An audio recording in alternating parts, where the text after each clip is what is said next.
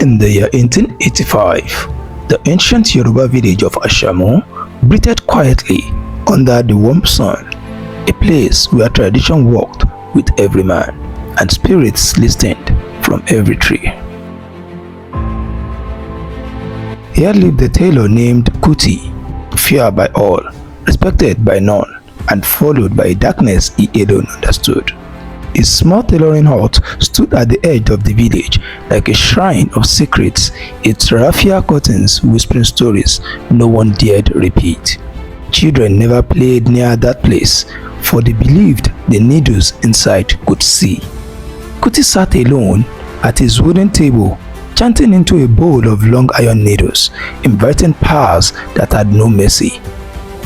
Tí ẹnikẹ́ni bá ti wọ aṣọ mi, kí ògo wọn má jẹ́ títẹ̀ mi. He lifted a half-sewn agbada and smiled wickedly.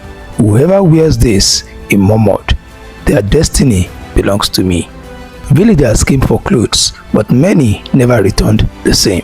One would fall sick, another would lose a farm, a child would cry uncontrollably at night, and everyone whispered the same name, Kuti. But in his home, his wife Reby suffered quietly, praying a day would come when the gods would free her children from their father's shadow. Their first son, Adebola, watched his father with fear and confusion, never understanding why the man had no softness in his heart. Kehinde, the second child, would often hide behind the doorway, terrified of the angry spirits that hovered around their father's shop. Abike, barely 15, she cried all night. Reby held her tight, whispering prayers to Ori, to Ogun, to any spirit willing to listen. But the gods were patient, waiting for the day evil would reap its own fruit.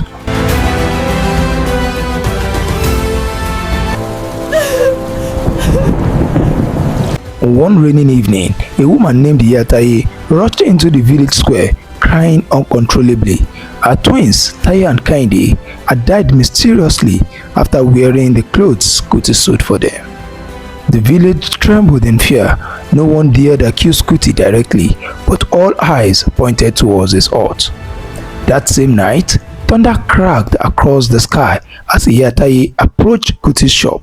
She fell to her knees, begging him to reverse whatever curse he had sewn into her children's garment. Kutijo, please undo what you did.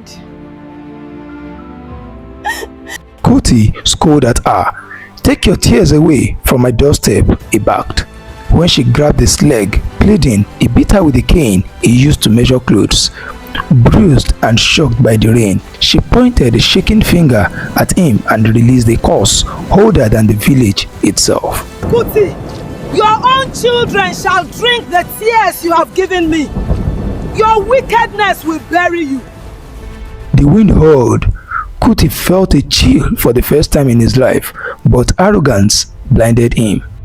That night, Kuti woke up screaming, swearing he saw the dead twins standing at the foot of his bed. His hands burned like fire, his body swollen and weak. Reby tried to help him, but he pushed her away, shouting, Leave, woman, you know nothing.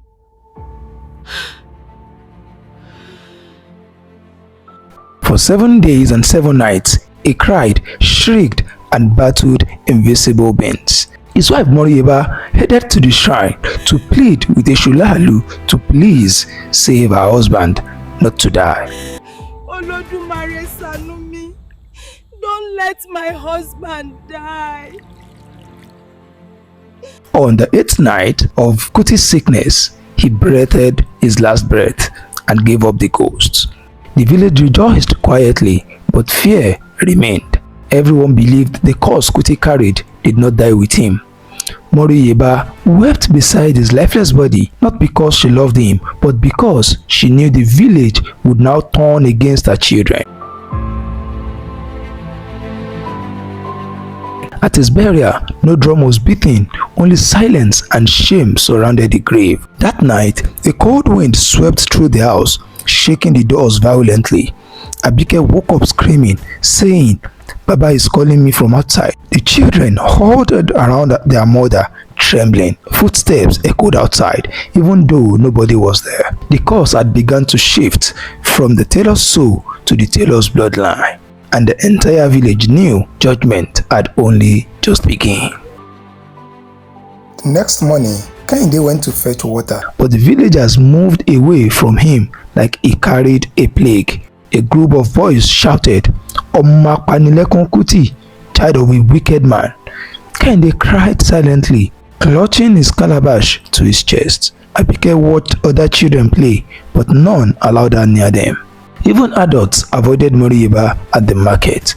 "Iya Kuti," they whispered, "carry your husband's evil away from us." But Moriyeba held her head high. She knew her children were innocent.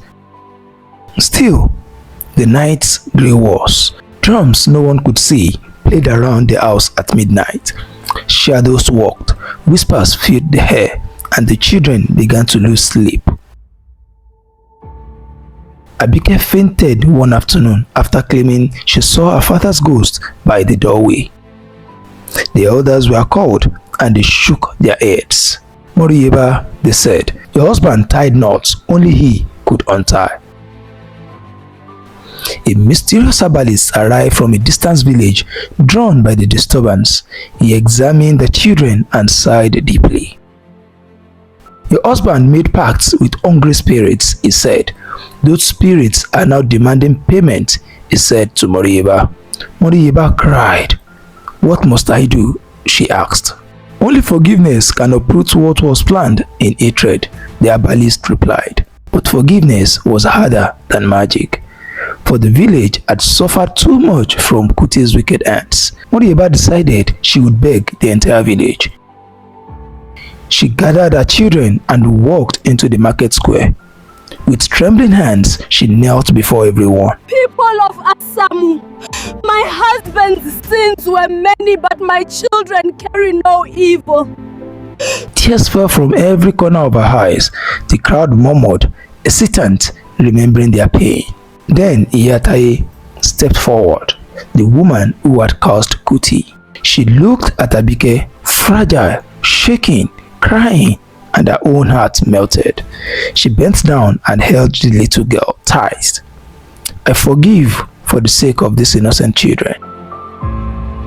Her words echoed like thunder in the spirit realm. Suddenly, a powerful wind rose, swirling dust into a great column. The trees shook violently as if something ancient was being uprooted. Moriyeba shouted, "Hold the children!" A piercing scream burst from the direction of Kuti's grave, the scream of a spirit losing its grip. Dark silhouettes too fled from the house, dissolving into the wind. Drums of deliverance thundered from nowhere. Abike collapsed, then awoke smiling, free at last. Kehinde inhaled deeply and whispered, "Mama, the darkness is gone." For the first time since Kuti's death, peace embraced the family. The villagers gathered and lifted the children, welcoming them back into the community fully. The herbalist blessed the family, declaring the cause dies today. Days turned into months, and the children began to thrive. Adebola became a strong farmer, cultivating yam fields that flourished beyond imagination. Kehinde trained with the herbalist and learned the secrets of healing. Abike wove beautiful clothes that brought blessings, not curses, to every home. The villagers marveled. From the house of a wicked tailor came children of light. Mother's courage became a song sung at moon festivals. Even the elders admitted that grace had defeated darkness, and the spirit of Kuti, once feared, was forgotten like a bad dream. Years later, the king of a neighboring town heard of the children's transformation. He invited Adebola to supply yam for the royal household. Kehinde also healed one of the king's sick daughters, while Abike wove ashoke for the king's coronation festival. The king blessed the family with wealth and protection. Villagers now told stories of Kuti, not in fear, but as a warning. A man's wickedness may die with him, but the ashes fall on those he leaves behind. Yet they also told of Moriba, whose strength rebuilt what evil tried to destroy, and of her children whose kindness redeemed an entire lineage. And so the tale is passed even till today. The Wicked Tailor of Asamu village. What secrets lies behind his needles? Evil destroys, forgiveness heals, and the mercy rebuilds a future the darkness can steal.